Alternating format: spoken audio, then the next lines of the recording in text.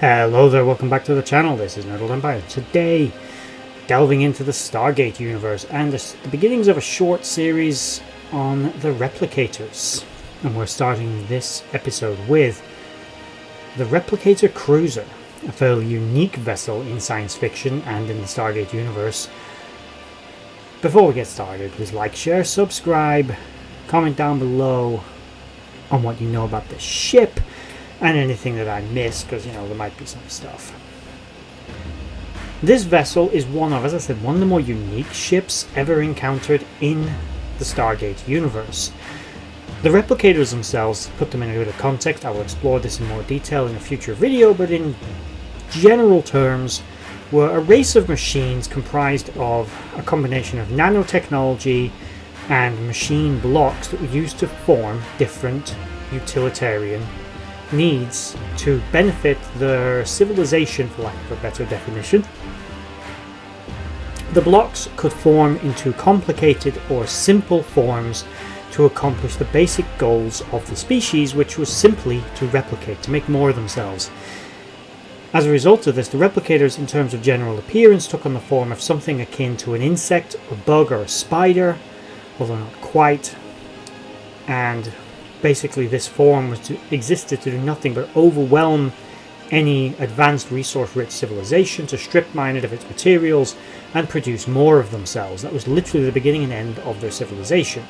Every time they absorbed a new piece of technology, it was disseminated amongst all of them to instantly know all about it, with infinitely expanding knowledge and memory capacity. The Replicators learned as they assimilated, kind of like those from another science fiction franchise we all know and love.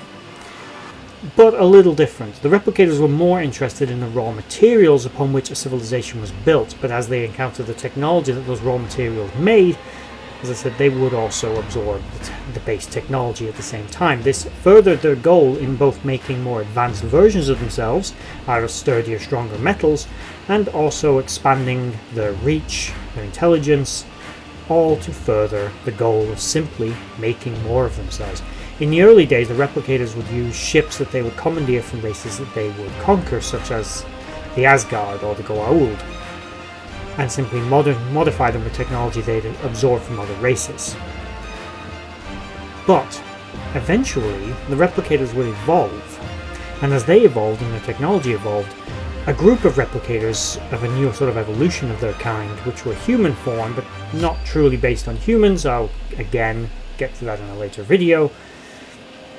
These Replicators would learn how to create much more complicated forms out of the replicator blocks that included ships, starships, which would literally be assembled out of the materials the Replicators themselves are made from, the very blocks, the very building blocks of their civilization, to make these vessels, which were capable of interstellar travel. They had hyperdrives, they had beaming capabilities, they had shields, but were interestingly not very well armed, only armed with projectile weapons that were actually just missiles comprised of replicator blocks that would infest any target they hit.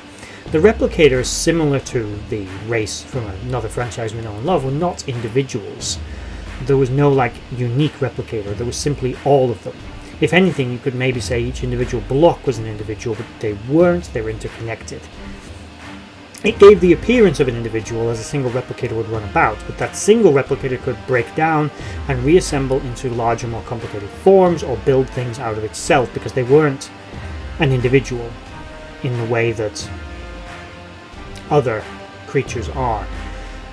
And as this allowed them to produce very, very complicated vessels. Now, the general appearance of the ship was was pure functionality. It was basically an engine, A to B, to get the Replicators where they needed to be. It was strong enough to defend itself, but realistically its only goal was to overcome any defenses and infest any world that had sufficiently advanced technology and raw materials the Replicators wished to absorb. It was basically cylindrical, but was more of a sort of teardrop shape with glowing purple emanations. And as I said, although it was possibly capable of forming weapons, the Replicators didn't standardly arm it with anything other than the projectile missiles to infest other vessels. Basically, instead of destroying the ships that were attacking them, their real goal was to absorb them and consume the raw materials upon which they were made, unless they were bioships like wraith vessels, in which case the replicators probably wouldn't really have any use for them. How fast these ships were is unknown, but they were certainly capable of intergalactic travel, and were a threat to pretty much any technologically sophisticated race that they encountered. And by technologically sophisticated, if you had the ability to make metal, you were of interest to them. Although primitive technology didn't initially attract them, they were attracted through the base metals. But these ships would typically be comprised of nanoblocks that were made of more substantially dense alloys such as neutronium or maybe trinium. Each ship was comprised of literally the capacity to have millions, if not billions, of replicators on board it, as if the physical hull of the vessel was made of them. They could disseminate onto any planet or environment that they encountered, or any starship that they would engage them, or they would just simply happen upon. These ships were built using technology that had been absorbed from multiple sources, including the Goa'uld, the Asgard, the Ancients, and many others. Meaning these were amongst the most powerful and advanced ships ever encountered. So strong, in fact, that certain elements of Earth considered the replicators to be a type of living weapon to be used against the Ori at one point, believing that they were such a menace to the Asgard that why not think what they could do to the Ori. Obviously that plan never came to fruition, but nonetheless it was still potentially there. These vessels were occasionally destroyed by the Asgard, such as when they attempted to invade the Asgard homeworld, but the replicators could simply assemble more of these ships. The more replicators there were, the more of these things they could build, and the replicators are highly intelligent and adaptable and quick, so they could make on-the-fly modifications and adaptations to these ships, meaning although there was probably a basic template, no two vessels had to be the same, as the replicators are all about hyperfunctionality, and the ships would evolve and adapt as their technology grew, but in basic shape and form they remain the same. They were originally, it's believed, possibly pioneered by the Replicator, which was known as Fifth. These were the only replicators that had names and were more individualistic than the others amongst them. But they were later used by a replicator copy of Samantha Carter, another episode for the future. So there we have the Replicator Cruiser, or Replicator Block Ship, whatever you want to call it.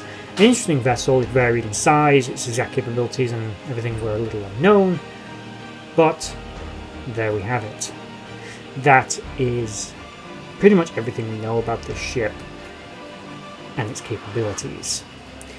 If you know anything else, let me know in the comments below, and more of these episodes will be coming soon, so look forward to that, I guess. I just want to take this moment to thank you for watching that video.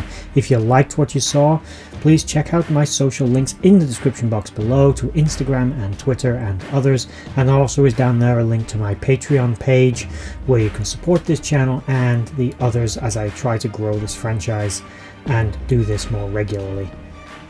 If you made it all the way to the end of this video, thank you for watching, and bye bye.